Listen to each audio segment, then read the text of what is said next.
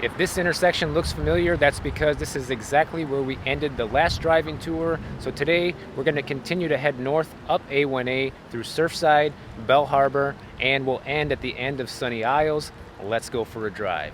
So I just started my trip odometer here. It starts the clock and the mileage, and I'll show you guys this at the end of the video as well to see how long it took and how far we traveled. And here we go. Right away, we're entering Surfside, Florida, which, in case you guys missed it, I did a full walking tour of Surfside a few months ago, and I'll have that video linked in the description for you. Surfside's a pretty small town, and one thing that's pretty cool that you'll see as we're driving through it is there are mid-rise buildings here. I wouldn't call them exactly high-rises, because you'll notice a huge difference between the size of these buildings and the ones we saw in the Miami Beach video, and also once we get into Sunny Isles. These videos are a lot shorter, and that's because Surfside has a building moratorium, so all of these buildings you see on the right-hand side are not allowed to be more than 12 stories tall, and that's why they're all basically the same height. And the cool thing is, once you look on the other side of the street here, you see that Surfside doesn't have any high-rise or mid-rise buildings on the left side of the street here. So it's all very small garden-style buildings, and then you go another block left of here and it's all single-family residential homes. So I always love Surfside. It's like a very small town in a big city. Very cool place to live if you're a low-key person but you want to be close to everything that Miami has to offer. And it is getting more and more pricey here, but it's still relatively affordable compared to other very expensive areas, so I like it. Right over here on the right, Surfside Community Center. That's free to use if you are a resident of Surfside. And you guys see that building on the left over here? That's like the only Art Deco building left standing here that they preserved, because basically the reason why that building is just that one little building right there is they have to preserve the facade of it, but they can build something brand new behind it. So that's what's going on with that. Right up here to the left is the big shul in Surfside for the Jewish community, and also on the other side of this shul is the whole town strip here in Surfside, where we have all the stores, restaurants, and shops.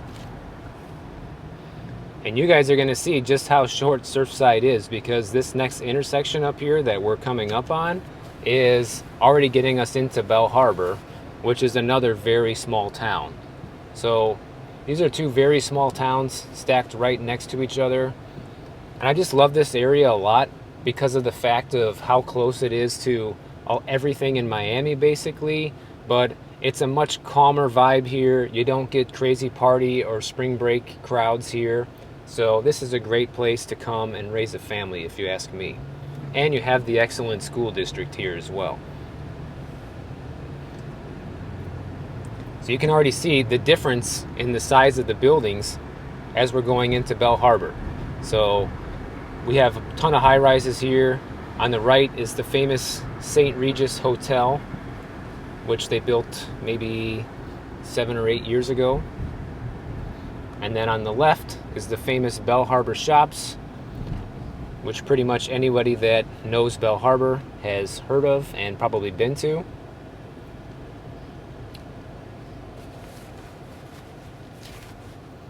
This is the area I always call the Beverly Hills of Miami. It reminds me a lot of Beverly Hills, with the upscale dining and stores and just the way the streets are with the palms lining the streets like that. It's pretty neat. As soon as we go past this stoplight, you guys will see what I mean. It's very reminiscent of Beverly Hills. But a lot smaller than Beverly Hills.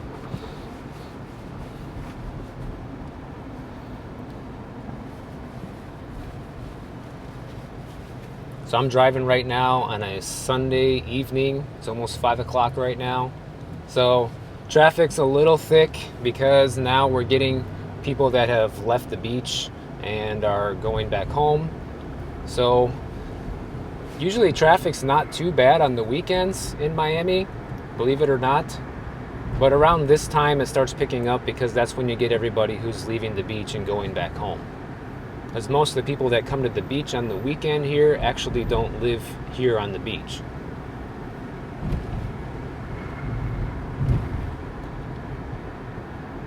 So this area probably looks familiar to you if you saw my Bal Harbour walking tour, because this is basically the only street in Bal Harbour, which is Collins Avenue or A1A.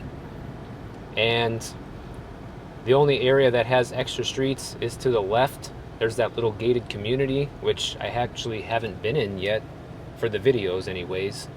So maybe I can do a little walking or driving tour through there eventually.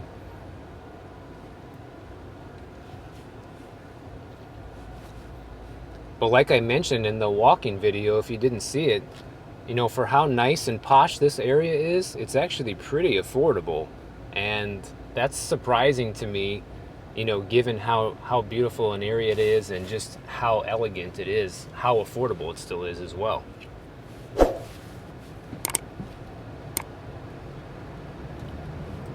Oh, and by the way, let me know down in the comments, guys, if you prefer if I do these driving videos like on only beautiful days like this, or if you don't mind if I do it one day when it's pouring rain or whatever. I mean, obviously, driving in those conditions are not ideal just because it's more dangerous, more chance of an accident. But it's the reality here in Miami. Not every day is beautiful like this. And I'm just curious to know if you guys would be interested in seeing, you know, just the real deal days when it's like that, or just keep the driving tours to days when it's just beautiful like this so you can just dream of paradise. Let me know in the comments.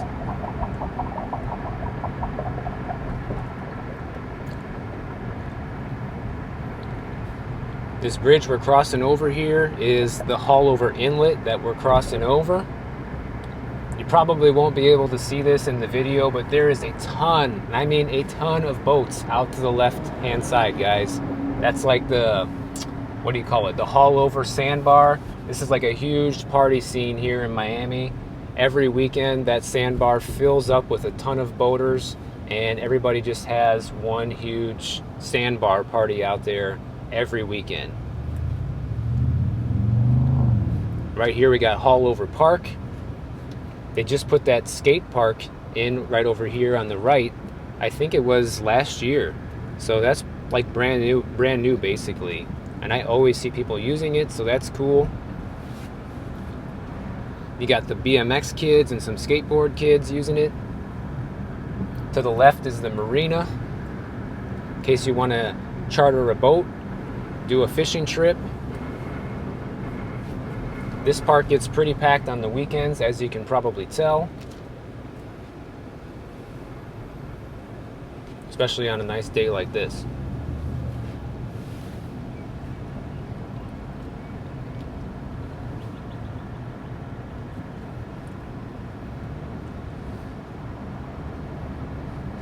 So already up ahead, you can see the gigantic high-rises of Sunny Isles Beach. And I really think they should change the name of Sunny Isles to Dark Isles, because guess what, guys? If you're at the beach in Sunny Isles past 2 p.m., there's no sun. These buildings are so gigantic that they just completely eclipse the sun by the middle of the day, and makes it kind of pointless to live on the beach, if you ask me. Unless you're, you know, a morning person and you get up at the crack of dawn every day and get that early morning sun, you're not getting any sun at Sunny Isles Beach. So the name is kind of ironic. You see a ton of people are using Haulover Park today. Barbecue parties, all kinds of stuff like that going on. There's some beach volleyball nets set up over here to the right. And just a couple more blocks up is the famous Haulover Nude Beach. I know a lot of you guys know about that. I've seen people talk about it in the comments. It's real. It is a nude beach. I've been there a couple times. Clothing optional.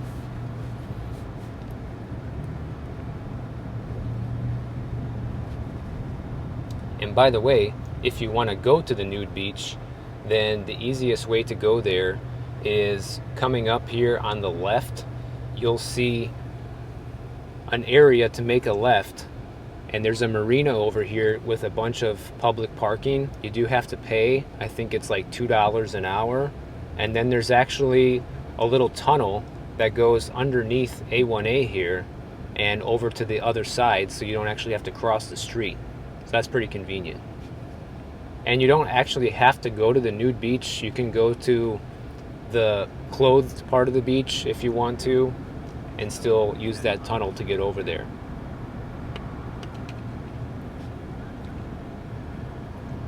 I'll tell you what, man, the last couple times I drove up A1A like this, the traffic has just been crazy right here going into Sunny Isles. I drove up this way a couple days ago and it was the same thing, kind of like a bumper to bumper to get up here, but it was actually worse the other day than it is today, which I'll be showing you guys in my upcoming traffic video. Because people think traffic's not so bad here in Miami, and I beg to differ because I live here and I know what it's like.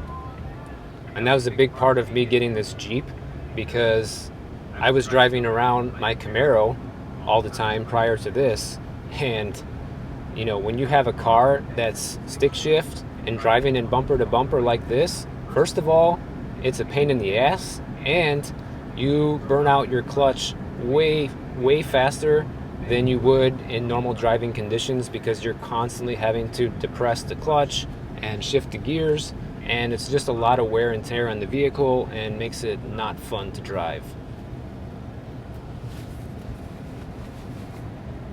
So now we're officially into Sunny Isles here.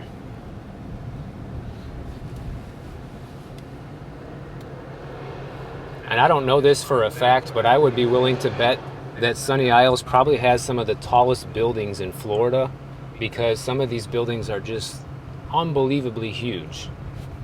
I'm sure the views from some of those places at the top are amazing and about as close as you can get to having some sort of mountain view in Miami.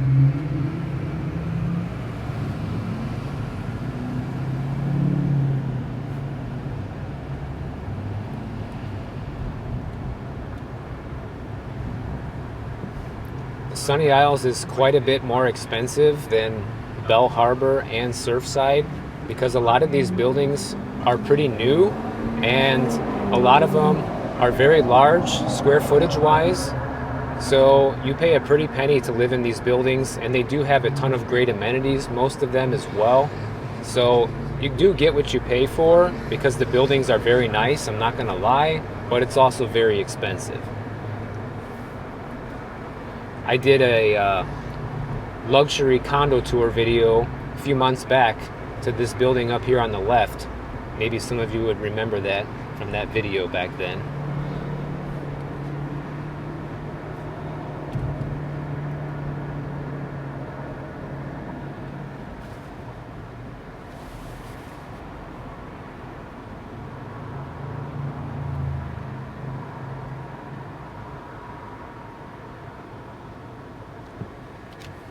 Well, lately the traffic's been pretty thick coming through here. I'm not really sure why, but you know, it is what it is.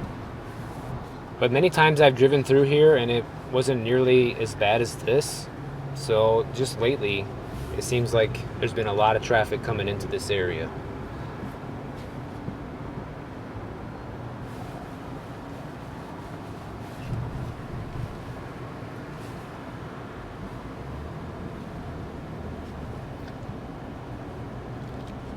Right up here on the right-hand side is the pier of Sunny Isles, and there's basically never any parking right there. So good luck ever trying to find a parking space right there. There's like 20 parking spots for the entire pier. So you got to find somewhere else to park, which is not the easiest thing in Sunny Isles. Parking here is pretty tough. You know, they have a lot of these businesses here on the left-hand side, which is one of my favorite things about Sunny Isles, because it's pretty convenient in that sense. You know, there's a lot of local businesses to patronize here, ton of restaurants, stores, shops, gyms, pretty much anything, you got it right here. which is just right across the street from all these high rises, so it's very convenient. But parking here can be kind of a pain in the ass. I guess technically you could park in one of these strip malls and maybe get away with it to go to the pier or go to the beach, but you know, I don't know how many people get towed out of there trying to get away with that, because they have signs everywhere saying that they will tow you out if you're not patronizing one of the businesses. Is anybody really keeping track of that? I have no idea.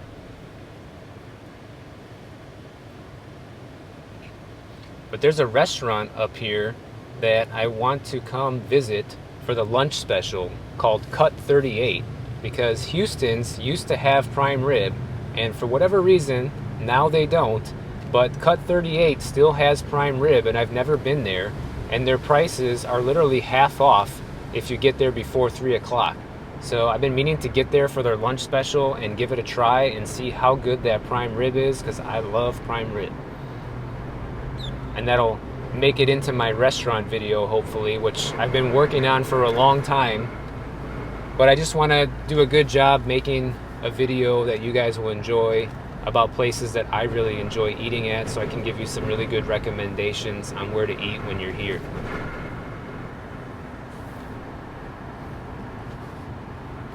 Right up here on the right are the famous Aqualina Buildings. It started out as just one Aqualina building and then two, and now they're finishing up building the third project here. And this is probably one of the most luxurious properties in all of Sunny Isles. The amenities here are off the charts, and the size of the units are just gigantic. It's like living in a house in the sky, no kidding. I mean, it's not uncommon to live in a 4,000, 6,000, 8,000 square foot apartment here. A lot of people make jokes that Sunny Isles is run and owned by the Russian mafia. There's probably some truth to that, because the money here is just unbelievable.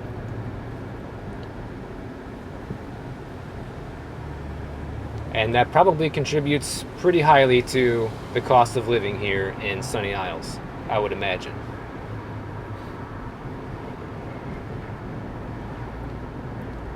When I first moved here to Miami, actually half of these high-rise buildings here in Sunny Isles were not here yet. There was still a lot of low-rise buildings on the beach, and pretty much all of them have been demolished by now and redeveloped into a lot of these brand new construction projects. But coming up on the right-hand side, there is still one small little building left. I think it's a Days Inn. And I feel like it's the only one left in Sunny Isles, and I'm pretty sure its days are numbered here. Yeah, I see it coming up here on the right.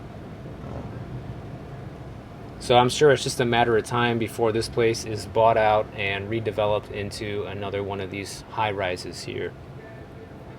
So I guess that's the goal, you know, in Sunny Isles is just build to the max and, you know, have no sun at the beach and pay a ton of money to live on a shady beach.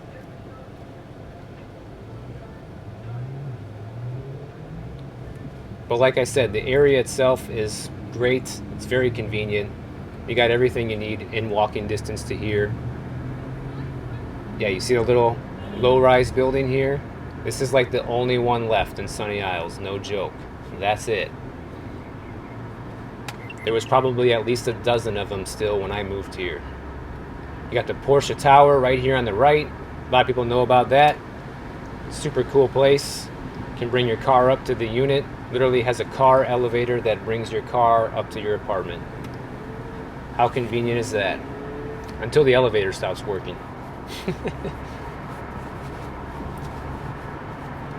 And I'm glad that we did the driving tour through Sunny Isles, because Sunny Isles is actually pretty long, and to get through Sunny Isles in a walking tour would probably take a while, and then you'd still only see A1A like this. So we're getting towards the end of Sunny Isles here. So this driving video is going to be a little shorter than the last one, but don't worry, there's going to be a mix of longer ones and shorter ones. And what I plan to do is, like, we're driving A1A right now, and I plan on doing a lot more A1A videos, especially since I'm going to be doing a road trip all the way up A1A soon. But I can do individual videos, more or less breaking down the town and driving through extra areas of the actual town of Sunny Isles and Surfside. That way you get a full scope of what the whole town looks like instead of just driving down the main drag, you know?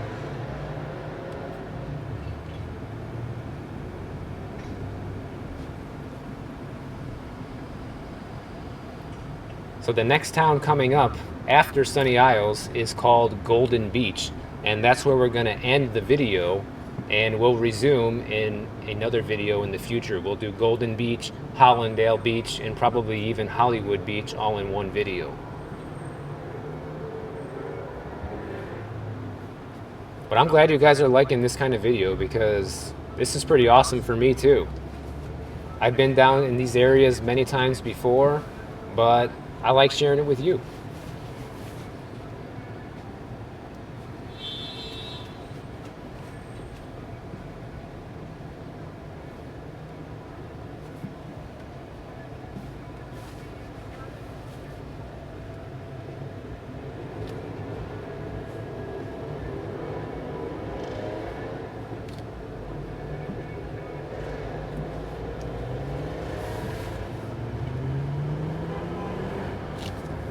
So I'm pretty sure 193rd Street here is marking the end of Sunny Isles because the next block up, I believe that's where Golden Beach starts.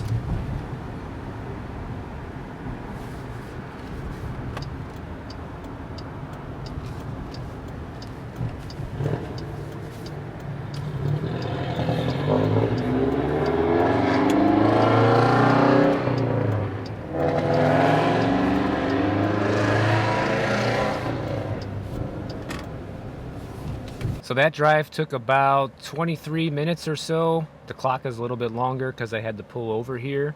And it was about a 6-mile drive. So we got the town of Golden Beach right behind us here, and we'll cover that in a future driving video. Check out one of my other driving videos right over here, and I'll see you guys over there.